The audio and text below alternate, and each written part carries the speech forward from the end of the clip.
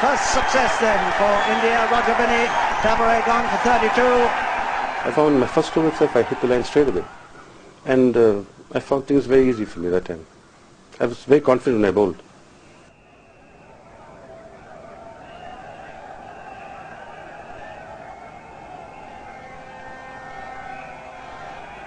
And he's bowled him all over the place. Binny takes another wicket. And Fowler clean bowl for 33, leaving England now 84 for 2 in the 21st over. If you're a batsman, an international batsman against a medium pace bowler on an easy pitch, you should be the dominant power. And yet what happened was those bowlers, those same bowlers, all put it just on the right sort of length, just that sort of little nagging length, no pace coming onto the bat. And in essence what happened was that every time we tried to force the pace, and this is what happened to me personally, every time we tried to force the pace, there was just a little bit of something there, didn't come onto the bat, a little nick in my case, off it goes, Syed Kamani takes the catch, and off I trudge. And that was pretty much the case throughout our top and middle order. Slowly, the match was starting to turn India's way. Gatting, and Lam will have to hurry, that's out! Lam has run out. A fine piece of cricket by Yashpal Sharma. And soon, Mike Gatting would follow Alan Lamb to the pavilion. In the earlier games, I was bowling more of an outswinger, but I changed my style here. I thought instead of bowling outswinger, I was not very successful in the earlier games. So I thought, let me just bowl in-swingers or maybe incoming delivery more to the batsman because of the nature of the wicket.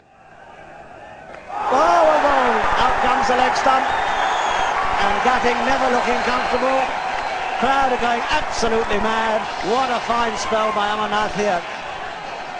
The ball was keeping low, and if it's coming into the batsman, it's difficult to force.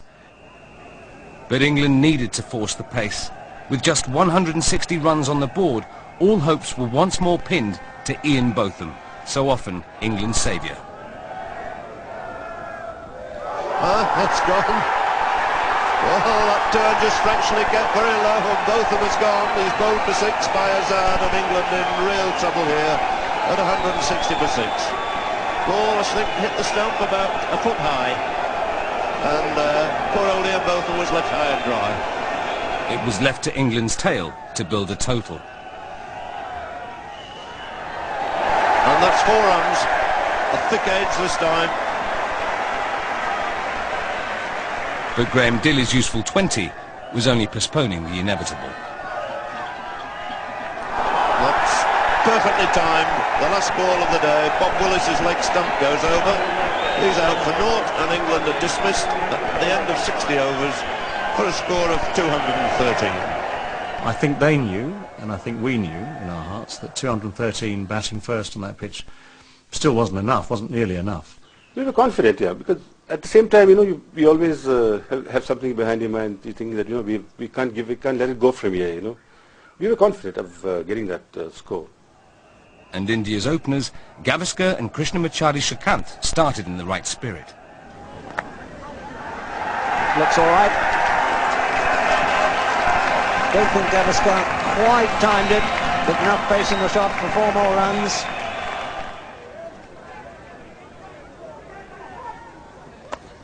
Oh my word, he's hit that right over the top of Willis at mid-off. 4 handsome runs.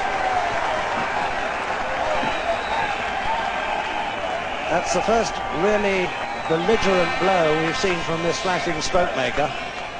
But neither was to last as long as they'd like. Oh, and as soon as one says that, Gavaskar pushes out to Allen.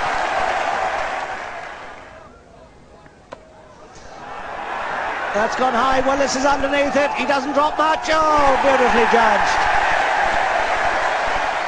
When Srikanth fell in the 14th over, it left India on 50 for 2 and trailing England's run rate. India needed to pick up the pace. I was batting with Yashpal Sharma, and we played a little bit slow, probably. I think that must have concerned the dressing room. I told Yash, okay, Yash, now one of us had to take a charge and to take some rest. So I suggested him, I said, you stay around, and I would go for the bowling. So straight away I just started coming down the wicket, hitting the bowlers over the top, and what I see the next over, Yashpal, you doing the same thing.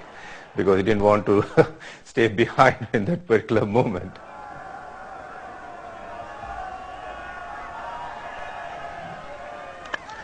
And he's going for a big one, and he's fairly middle that. My word, he's given that everything he knew. It's 6, and Bart Osler giving the signal. And that's a great shot. A magnificent shot. Swung it over deep square leg for 6. That's a good shot too. Just as well as move that square leg back onto the boundary. They're scurrying away for the second run, and he's gone. He's run out. That was a marvellous throw coming in from Paul Allard out there. Amarnath's run-out stopped him just short of his half-century, but at 142 for 3, his team were back on target. And if the outcome was in any doubt, new batsman Sandip Patil soon dispelled it. Oh my word, he thumped that one. 4 down to the side screen. India are sailing home at the moment.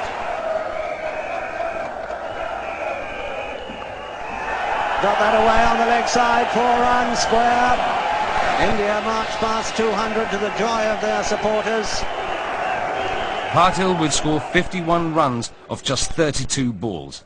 And although Sharma fell on 61 to a magnificent catch by Paul Allard, it was of little significance. India were already within 12 runs of the final. And it was fitting that on this day Patil should be the one to take them there. He can hit it anywhere, that's it. 4 runs off the edge. India are through to the final. What a great day for Indian cricket. Full credit to the bowlers on that day, because they did exactly what was needed, kept picking up wickets through our innings. They fielded well too. A couple of run-outs, I think, didn't help our cause. And so everything that happened in that first part of the game set it up for India's batsmen in the second part. But none of us can hide behind the fact that actually we didn't really play as well as we should have done. We were happy. You're beating England, you're in the final. And nobody given you a chance to come to the final. 66 to 1 odd was against India to win the final. But coming into the final for us was a victory.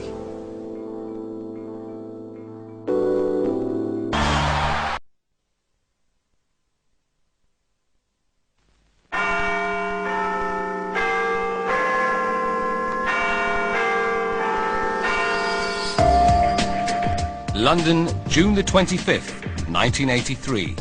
The day of the final of the Prudential World Cup. As city life carried on as usual, at Lord's Cricket Ground, one of the sport's most absorbing contests was about to begin. It was a wonderful day. Blue skies, sun shone all day. Full house at Lord's, and to me Lord's is very, very special. Home of legends steeped in history. It was standing room only, as the original 8 teams had come down to 2, the West Indies and India. And amongst the dignitaries present at the match that day was a cricket-loving Indian diplomat. It was incredible. India in the final, if somebody had said that 2 weeks earlier, he or she would have been considered a candidate for the lunatic asylum. But there we were in the final at Lord's.